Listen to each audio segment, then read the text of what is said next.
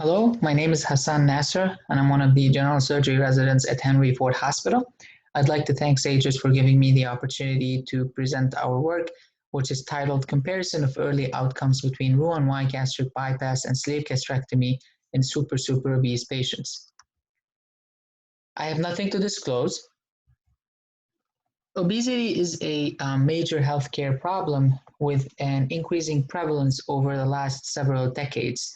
And not only is the overall prevalence of obesity increasing, but what I wanted to emphasize from this graph is that the prevalence of patients with BMI greater than 40 has significantly increased, and it represents 5% of men and 10% of women in the year of 2010.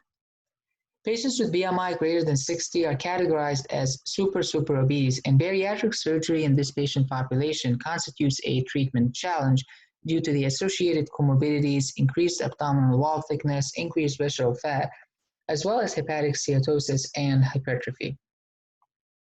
The two most commonly performed bariatric operations in the United States are laparoscopic sleeve gastrectomy and Roux-En-Y gastric bypass, and in 2013, sleeve gastrectomy surpassed gastric bypass and became the most commonly performed bariatric operation.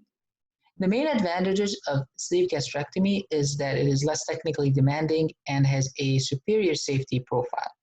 On the other hand, Roux-En-Y gastric bypass is associated with better weight loss and greater remission of comorbidities when compared with sleeve gastrectomy. And that has been demonstrated in several studies, although there are some studies that show that the outcome of the two procedures are comparable, and some of the studies showed no significant difference. The aim of our study was to compare short-term outcomes between these two operations, specifically in patients with BMI greater than 60, using a statewide bariatric-specific database. So we used the Michigan Bariatric Surgery Collaborative Database, which is a statewide database that collects information on bariatric operations performed in 42 centers in the state of Michigan. So we queried the database from January of 2006 through June of 2019 and included patients with age greater than 18 years and BMI greater than 60. We included laparoscopic bypass cases and sleeve gastrectomy cases. We excluded revisional cases, and we excluded cases that were completed with the open or robotic-assisted laparoscopic approach. And then we divided patients into two cohorts, gastric bypass group and the sleeve gastrectomy group.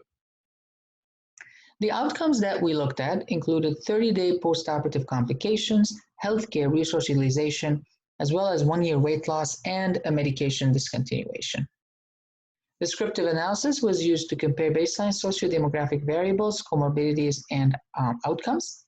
Risk and reliability adjustment was used to adjust for differences in baseline characteristics between the two groups. Moving on to the results, a total of 6,015 patients met inclusion criteria. 41.6% were bypass cases and 58.4% were sleeve gastrectomy cases. The mean age was 43.1 years, and the mean BMI was 66.7. Looking at the demographic variables of the two groups, patients in the gastric bypass group tended to be slightly older. There was a higher proportion of females in the bypass group and a high proportion of patients with white race in the bypass group. And there was no difference in the BMI between the two groups. Looking at the socioeconomic variables, sleeve gastrectomy tended to have a more superior socioeconomic profile overall, with a higher proportion of patients with private insurance, higher average annual income, as well as higher employment status. Looking at comorbidities for the two groups, patients in the gastric bypass group tended to have a higher proportion of patients with hyperlipidemia, diabetes, reflux, and obstructive sleep apnea. The sleeve gastrectomy group had a higher proportion of smokers. There was no difference in the prevalence of hypertension, asthma, and coronary artery disease between the two groups. Looking at the adjusted 30-day outcomes between the two groups as demonstrated by this bar graph, where the blue bars represent gastric bypass and the orange bars represent sleeve gastrectomy, we appreciate a much higher occurrence of any complication and serious complication in the gastric bypass group, which is almost double that of sleeve gastrectomy, and that includes leak or perforation, bowel obstruction, surgical site infection, as well as bleeding.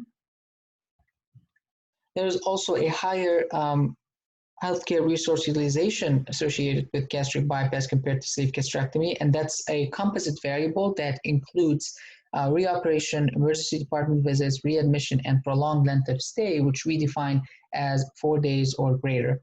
And each of those is individually higher in the gastric bypass group as well. Looking at the adjusted weight loss at 1 year for the two groups, gastric bypass had a higher total weight loss, percent excess weight loss, and percent total weight loss compared to sleeve gastrectomy. But of note that both procedures do have a percent total weight loss that is higher than 30%. Although obviously gastric bypass is better, but sleeve gastrectomy is also effective in this patient population.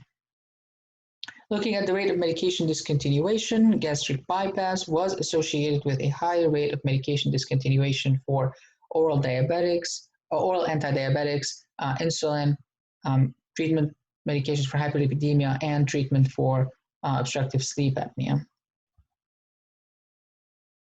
So the limitations of our study include its retrospective design, as well as the limited 1-year follow-up data, which was 38.8%. Which really was not perfect, but did provide an adequate number of patients at 1 year to analyze, which was about 2,500 patients. Also, we only looked at short-term outcomes up to 1 year, so we didn't really extrapolate that to a more intermediate or long-term outcomes. So in conclusion, gastric bypass is associated with greater than 2 times higher rate of complications compared to sleeve gastrectomy. It is also associated with a higher resource utilization. On the other hand, gastric bypass yields greater 1-year weight loss and higher rate of discontinuation of therapy for diabetes, hyperlipidemia, and obstructive sleep apnea. But of note, both procedures do yield greater than 30% total weight loss at 1 year, with greater than 50% discontinuation of medications for obesity-related comorbidities, just emphasizing that both procedures are effective, although our study does show that bypass was more effective than sleeve gastrectomy. Thank you very much for listening. I've included my email on this last slide. If you have any questions, please shoot me an email and I'll be more than happy to address your questions.